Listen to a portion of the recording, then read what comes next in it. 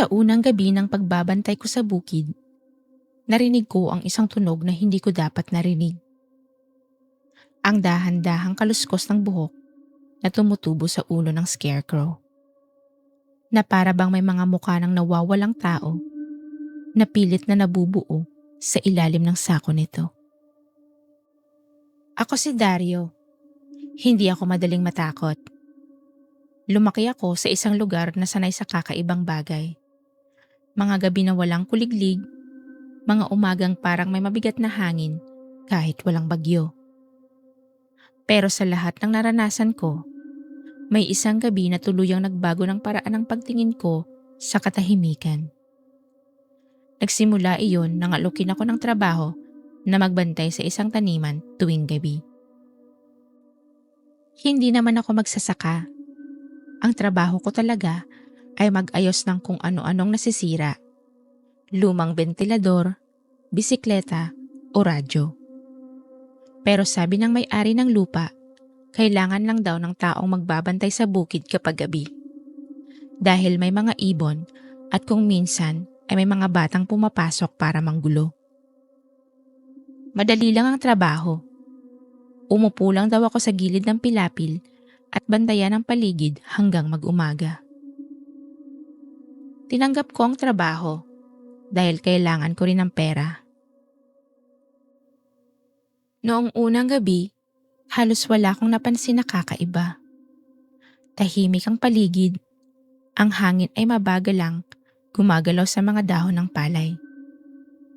Sa gitna ng taniman ay may nakatayong scarecrow.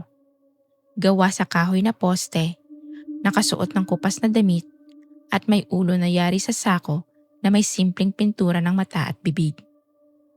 Karaniwan lang. Umupo ako sa maliit na bangkito at nagkape habang pinagmamasdan ng taniman. Lumipas ang 2 oras, halos wala talagang nangyayari. Hanggang sa marinig ko ang tunog na yun. Isang mahinang kaluskos. Hindi ito tunog ng damo. Hindi rin tunog ng hangin. Mas manipis.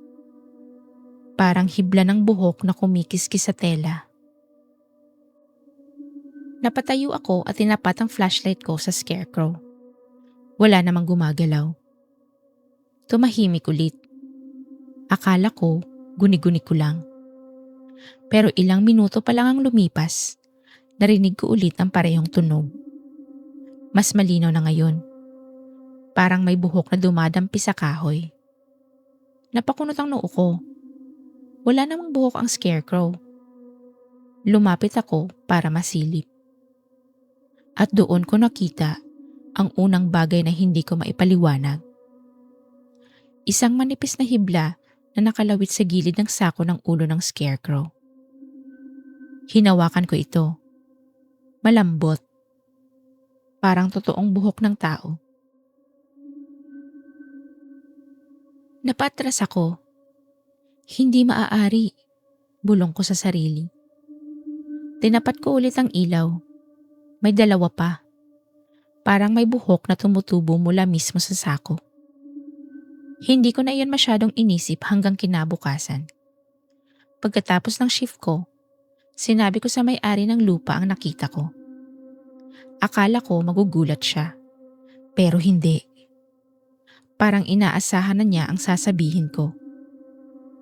Hayaan mo lang, sabi niya. Buhok yon, sagot ko. Buhok ng tao. Alam ko. Napatigil ako. Kung alam niya, bakit parang wala lang sa kanya? Hindi ba dapat tanggalin natin yon? Hindi siya agad sumagot. Tumingin muna siya sa direksyon ng bukid bago nagsalita. Bantayan mo lang ang taniman, sabi niya. Hindi ko na ipinilit ang usapan. Pero sa loob-loob ko, alam kong may mali. Sa sumunod na gabi, bumalik ako sa bukid. At doon ko agad napansin ang pagbabago. Mas marami na ang buhok. Hindi na lang iisang hibla. Parang maliit na kumpol na. Habang hinihipan ng hangin, Gumagalaw ang buhok at doon ko ulit narinig ang kaluskos na parang may kumikiskis na hibla. Mas matagal ko na itong pinagmamasdan ngayon. At habang tumatagal, may isa pa akong napansin.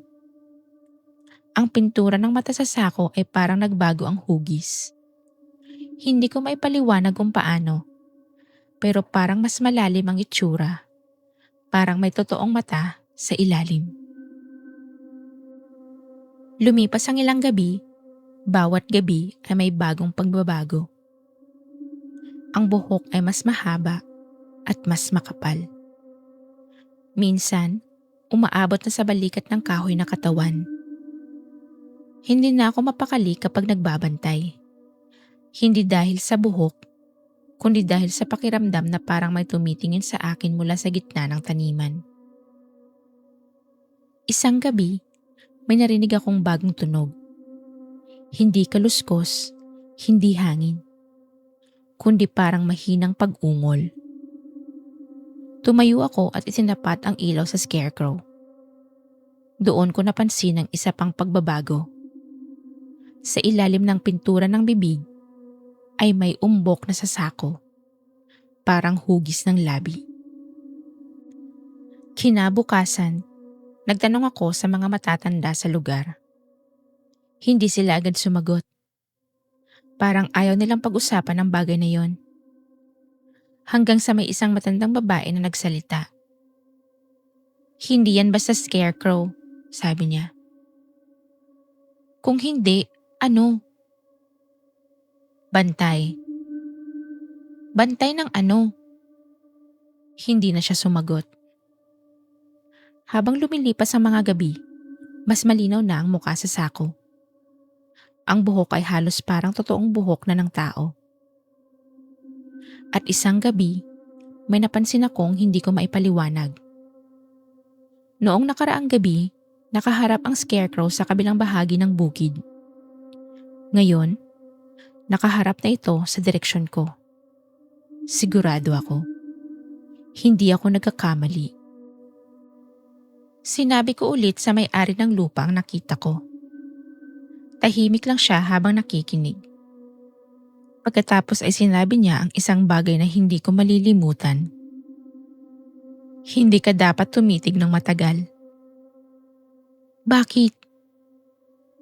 Kapag nasanay ka nang makita ang mukha niya, masasanay din siyang makita ka. Doon ko unang naisip na itigil ang trabaho. Pero may tanong na hindi mawala sa isip ko. Kung alam ng lahat na may mali, bakit hinahayaan nilang manatili yon sa gitna ng taniman? Isang gabi, hindi ako umupo sa bangkito. Diretso akong naglakad papunta sa scarecrow. Gusto kong makita ito ng malapitan. Ang buhok niya ay mahaba na ngayon, makapal. At ang mukha sa sako ay halos hindi na pintura. May hugis ng ilong, may hugis ng pisngi, parang may ulo talaga sa loob. Habang nakatayo ako sa harap nito, narinig ko ulit ang tunog. Pero hindi buhok. Paghinga. Mabagal, mabigat. Parang may taong nakapaloob sa loob ng sako. Dahan-dahan kong tinawakan ng tela. Malamig, pero may bahagyang galaw sa loob. Parang may balat. Bigla akong nakarinig ng bulong. Mahina, halos hangin lang. Hindi ako ang problema. Napaatras ako. Kung hindi ikaw, sino? May ilang segundo na katahimikan. Pagkatapos ay may isa pang bulong. Ang problema, kung bakit ako nandito pa rin.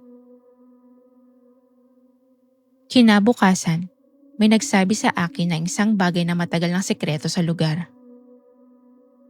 Matagal na raw ang scarecrow na yon. Mas matagal pa kaysa sa karamihan ng bahay sa baryo. At tuwing may taong nawawala sa lugar, may bagong bahagi raw na tumutubo sa scarecrow.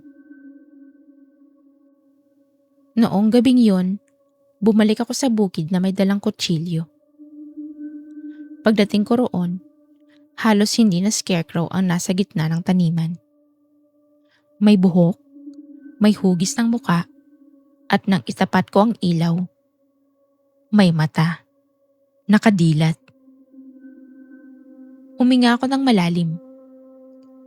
Pasensya na, sabi ko. Hindi ko alam kung kanino ko yun sinabi. Sa scarecrow ba? O sa taong nasa loob? Hinila ko ang sako pababa. At doon ko nakita ang bagay na hindi ko na makakalimutan. Hindi ito ulo ng isang tao. Hindi rin ito bangkay. Ito ay mukha ng maraming tao. Parang pinagsama-sama, pinagdikit-dikit. At lahat sila ay may bukas na mata. Buhay pa. Sabay-sabay silang bumulong. Hindi kami dapat nandito. Binitawan ko ang sako at tumakbo ako palayo sa bukid. Pero bago ako makalayo ng tuluyan, narinig ko ang isang tunog. Kahoy na poste na unti-unting nabubunot sa lupa. Hindi ko na nilingon. Pero alam ko kung anong ibig sabihin nun. Hindi na kailangan ng scarecrow na manatili sa pilapil. Dahil kung ang tunay na problema ay ang mga taong matagal nang nakakaalam ngunit walang ginawa, mas mabuting lapitan sila ng scarecrow mismo. Simula noon, wala nang gustong magbantay sa taniman. Hindi dahil takot sa scarecrow, kundi dahil minsan sa gabi, may nakakarinig pa rin ang tunog ng buhok na kumakaluskos sa hangin. At sa gitna ng taniman, may nakatayong scarecrow na mas matangkad na ngayon. Mas makapal ang buhok at ang mukha nito ay kahawig ng isang lalaking nagngangalang Dario.